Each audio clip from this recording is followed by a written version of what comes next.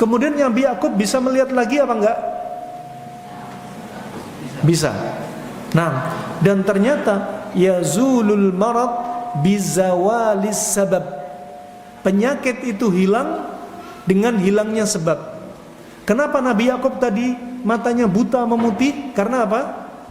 Satu, karena apa? Marah. Dua, sedih. Tiga, panik. Nah, kemudian yazulul marad bizawalis sabab. Penyakit dia akhirnya hilang karena sebabnya hilang. Ya, orang sakit atas takdir Allah. Orang sembuh atas takdir Allah. Dengan cara apa dia sembuh?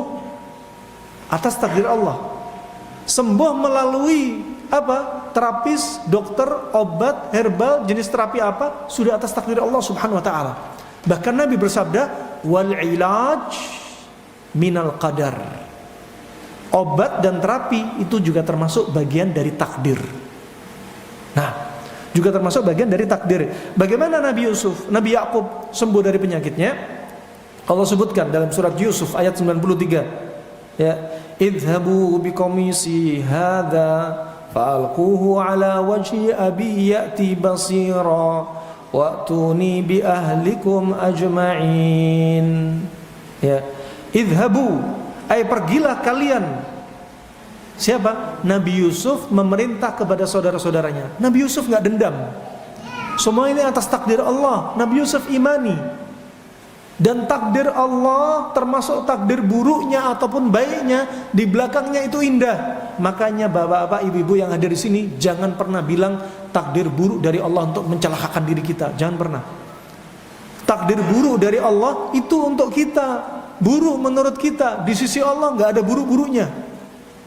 Baik untuk kita. Antum ada masalah rumah tangga cerai, jangan dibilang itu murni keburukan. Ada kebaikan setelahnya. Setelah cerai istrinya 4 aja, anak banyak. Kata ibu-ibu, kalau Ustadz Dhani ini ngisinya ini terus senggol-senggol terus. Nah, ada laporan dari bapak-bapak. Nah, ya, rahimakumullah jami'an. Barakallahu fikum. Takdir buruk dari Allah. Misalkan antum ada masalah bisnis bangkrut, ya, ternyata di baliknya ada sesuatu yang indah. Jangan pernah takdir buruk itu murni keburukan di sisi anda. Kebaikan, Allah ingin kebaikan. Ima kebaikan dunia untuk anda, di dunia diganti. Ima kebaikan untuk akhirat, di dunia nggak diganti. Ima di dunia didapat, di akhirat didapat. Fa subhanallah rahimakumullah jami'an. Takdirullah sirullah. Takdir Allah itu rahasia Allah untuk menguji keimanan anda. Takdir Allah kata Syekh Abdul Qadir Al-Jailani, takdir Allah seperti binatang buas. Binatang buas gak akan makan bangkai, tapi binatang buas makan yang seger-seger dari sasaran targetnya. Macan, harimau, siapa yang diserang? Yang seger-seger. Gak mau macan, harimau makan bangkai. Demikian takdir buruk dari Allah akan mengincar hati anda yang sehat. Ya, gak mengincar siapa? Hati yang sudah mati. Enggak. Hatinya orang gak beriman kepada Allah dan Rasulnya SAW. Yang diincar justru orang yang beriman, yang imannya kuat, diincar nih. Fabarakallahu fikum rahimakumullah. Wa subhanallah. Bagaimana penyakit atau kebutaan pada diri Nabi Yakub kemudian sembuh? Yazulul marad bizawalis sabab. Ya. Kemudian apa? Nabi Yusuf memerintahkan kepada saudara-saudaranya apa? Kata Nabi Yusuf, fa'alquhu ala wajhi abi. Maka pergilah kamu dengan membawa baju gamisku ini, lalu letakkanlah baju gamisku ini di wajah ayahku. Fa'alquhu bukan berarti dilempar ke wajah ayahku, bukan. Nah, ini nggak punya adab nih. Anak bajunya kotor, bapak ibunya disuruh nyuci. Nih baju kotorku, aku pulang dari pondok. Gak adab. Nah, Nabi Yusuf memerintahkan kepada saudaranya agar bajunya diletakkan di wajah bapaknya yang sudah buta. Beliau sedih. Berapa tahun? Lebih dari 30 tahun. Kata Muqatil, Nabi Yakub buta sekitar 6 tahun. 6 tahun buta. gara-gara masalah psikisnya tadi. Kemudian nanti bapakku akan melihat kembali setelah bajunya diberikan di wajah bapaknya, dan bawalah keluargamu semuanya kepadaku. Coba, di balik takdir buruk menurut manusia ada keindahan. Ketika Nabi Yusuf sudah jaya, semua keluarga kalian bawa ke sini, diajak senang-senang, menikmati kesenangan yang dirasakan Nabi Yusuf alaihissalam. Di sini Nabi Yakub bisa melihat lagi apa enggak? Bisa melihat. Kata ahli tafsir, enggak lepas dari dua sebab. Sebab yang pertama, tadi dia sedih, panik, marah ketika bajunya Nabi Yusuf ditaruh di wajahnya bapaknya, dicium. Ini aroma baju anakku ini. Terus apa? Rasa senang muncul. Hilang rasa sedih, hilang rasa panik, hilanglah amarah. Kemudian dia bisa melihat, kalau bahasa sekarang endorfinnya naik lagi, adrenalinnya mulai turun, kortisol mulai turun, insulin mulai naik lagi. Ya, kemudian dia bisa melihat lagi. Yang kedua, ini yang paling penting, sebab kedua itu adalah mukjizat dari Allah untuk kedua nabi, Nabi Yusuf dan Nabi Yakub. Bisa difahami? Berarti penyakit itu hilang dengan cara menghilangkan sebab. Contoh, ada anak antum kena panas, demam. Contoh misal, antum konsentrasi dengan gejala,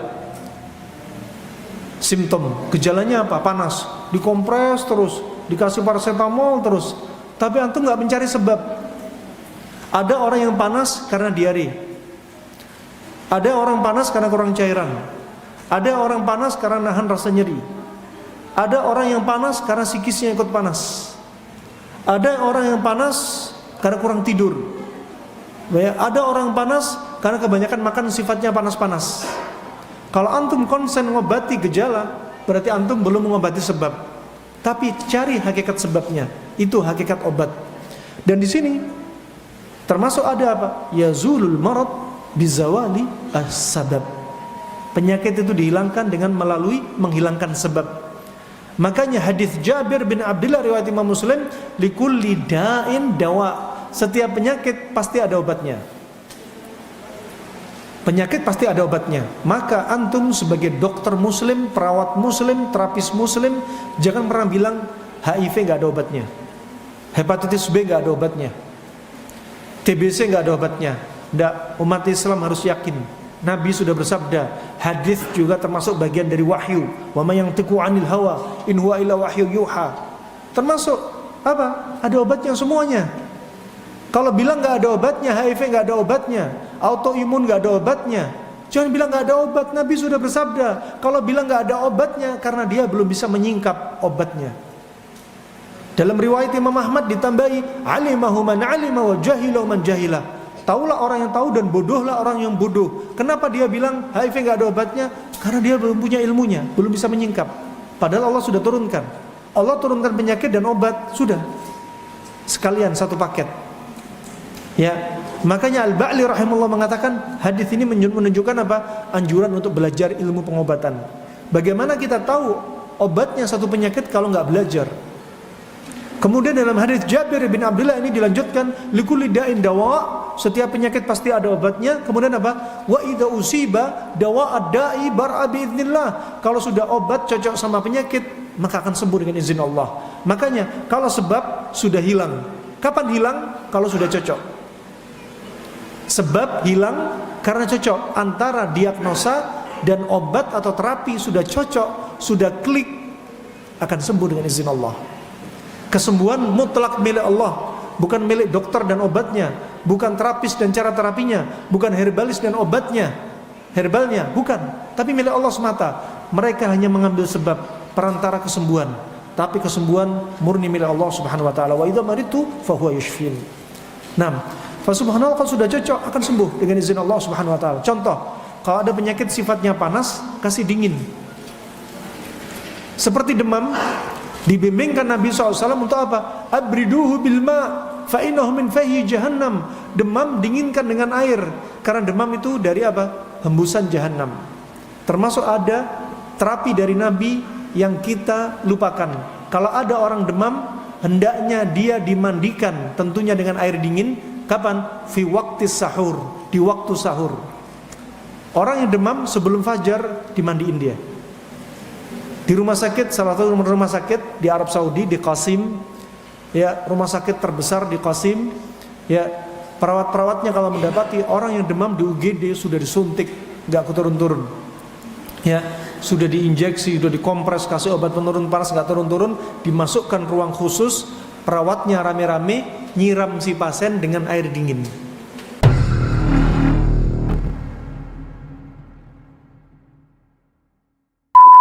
Al-Amwah, menemani ibadahmu juga hijrahmu.